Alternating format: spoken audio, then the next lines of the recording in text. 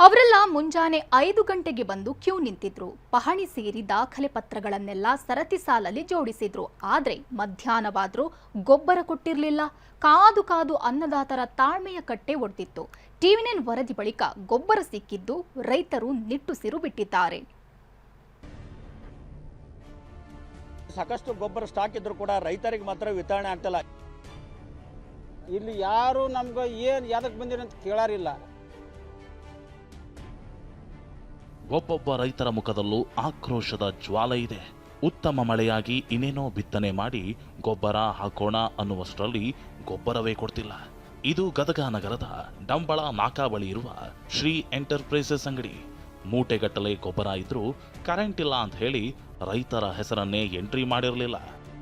ನೂರಾರು ಸಂಖ್ಯೆಯಲ್ಲಿ ರೈತರು ಬೆಳಗ್ಗೆ 5 ಗಂಟೆಯಿಂದಲೇ ಅವ್ರಿಗೆ ಏನು ಯೂರಿಯಾ ಗೊಬ್ಬರಕ್ಕಾಗಿ ಪಾಳಿ ಹಚ್ಚಿದ್ದಾರೆ. ಡಂಬಳನಾಕ ಏರಿಯಾದಲ್ಲಿ ಯಾವುದೇ ವಿದ್ಯುತ್ ಸಮಸ್ಯೆ ಇಲ್ಲ, ಬೆಳಗ್ಗೆ 6 ಗಂಟೆ ಕರೆಂಟ್ ಇದೆ ಅಂತ ಅವ್ರು ಹೇಳ್ತಾ ಇದ್ದಾರೆ.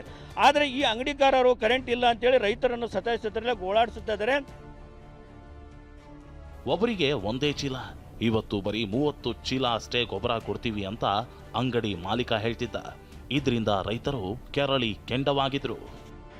ಎಕರೆಗೆ ಒಂದು 2 ಚೀಲ ಕೊಟ್ಟರೆ ಬೇಯಿಸ್ತೀರಿ, ಎಕರೆಗೆ 1 ಚೀಲ ಅಂದ್ರೆ ಬರೀ ಮೇರೆ ಸಾಲದಲ್ರಿ. 3ನೇ ದಿನ ರೀ ನಾ ಬಂದು ಹೋಗೋದು ಬಚ್ಚಾರ್ದ ದಿನ 100 ರೂಪಾಯಿ ಹಾಕಿದ್ರಿ ಬರೋದ ಗೊಬ್ಬರ ಸಿಗೋಲ್ರಿ. ಟಿವಿ9 ವರದಿ ಇಂಪ್ಯಾಕ್ಟ್. ರೈತರಿಗೆ ಗೊಬ್ಬರ ವಿತರಣೆ. ರೈತರು ಗೊಬ್ಬರಕ್ಕಾಗಿ ಪಡ್ತಿರೋ ಕಷ್ಟದ ಬಗ್ಗೆ ಟಿವಿ9 ಸ್ಥಳಕ್ಕೆ ತೆರಳಿ ವಿಸ್ತೃತ ವರದಿ ಪ್ರಸಾರ ಮಾಡಿತ್ತು. ಹೆಸ್ಕಾಂ ಅಧಿಕಾರಿಗಳಿಗೂ ಕರೆ ಮಾಡಿ ಕೇಳಿದ್ದಕ್ಕೆ ಕರೆಂಟ್ ಸಮಸ್ಯೆ ಇಲ್ಲ ಅಂದಿದ್ರು. ಪೊಲೀಸ್ನವರು ಎಂಕ್ವೈರಿ ಮಾಡ್ರ, ಅಲ್ಲಿ ಇನ್ನೊಬ್ರು ಕೆವಿಗೆ ಎಂಕ್ವೈರಿ ಮಾಡ್ರ, 2 ಕಡೆ ರಿಪೇರಿ ನಡೆದೈತೆ ಅನ್ಸರ. ನಾನು ಕೆವಿಗೆ ಫೋನ್ ಮಾಡಿ ನಾನೇ ಕೇಳಿದೆ, ಏನಂದ್ರೆ ಡಂಬಳನಾಕ ಏರಿಯಾ ಯಾವುದೇ ಸಮಸ್ಯೆ ಇಲ್ಲದ್ರೆ ಏನೇ ರಿಪೇರಿ ಇಲ್ಲ, ಅವ್ರ ಅಂಗಡಿ ಸಮಸ್ಯೆ ಇರ್ಬೋದು ಅಂತ ಅವ್ರು ಹೇಳ್ತಾರೆ. ಆಗಲೇ ಗೊಬ್ಬರ ಅಂಗಡಿ ಮಾಲೀಕನ ಅಸಲಿ ಮುಖವಾಡ ಬಯಲಾಗಿತ್ತು.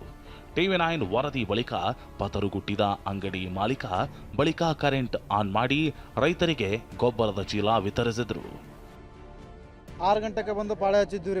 ಗೊಬ್ಬರ ಸಂಬಂಧ ಕರೆಂಟ್ ಇಲ್ಲ, ಅದು ಇಲ್ಲ, ಸರ್ವರ್ ಇಲ್ಲ, ಅದು ಇಲ್ಲ ಅಂತ ಹೇಳತ್ತಿದ್ರಿ.